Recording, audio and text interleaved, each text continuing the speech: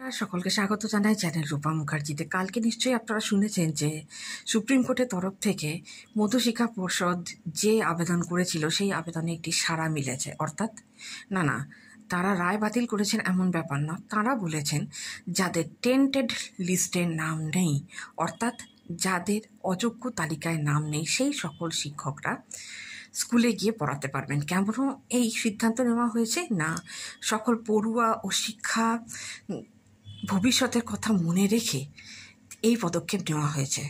তবে এই যে পদক্ষেপ নেওয়া হয়েছে তাতে কেবলমাত্র যোগ্য শিক্ষক শিক্ষিকারা স্কুলে যেতে পারবেন এবং তারাই ক্লাস নিতে পারবেন 31শে ডিসেম্বরের পর্যন্ত।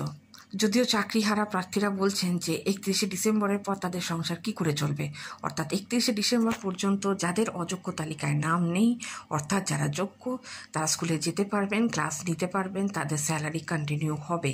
এই রায় কিন্তু শিক্ষাকর্মীদের জন্য বহাল করা হয়নি, কেবলমাত্র যোগ্য শিক্ষক শিক্ষিকা অর্থাৎ অযোগ্য তালিকায় নাম নেই এমন শিক্ষক শিক্ষিকারাই যেতে পারবেন। যদিও এই রায়ে আপাতত স্বস্তি মিললেও বিশেষ খুশি নন চাকরিহারা প্রার্থীরা। সরকারকে নির্দেশ দেওয়া হয়েছে তারা যেন 31শে মের মধ্যে নতুন নিয়োগের বিজ্ঞপ্তি প্রকাশ করেন এবং 31শে ডিসেম্বরের মধ্যে নতুন নিয়োগ প্রক্রিয়া সম্পন্ন করেন।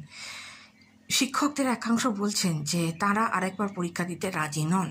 9 বছর আগে যারা পরীক্ষা দিয়ে পাশ করেছিলেন তাদের পক্ষে কি 9 বছর পরে আরও একবার পরীক্ষায় বসে পাশ করা সম্ভব হবে?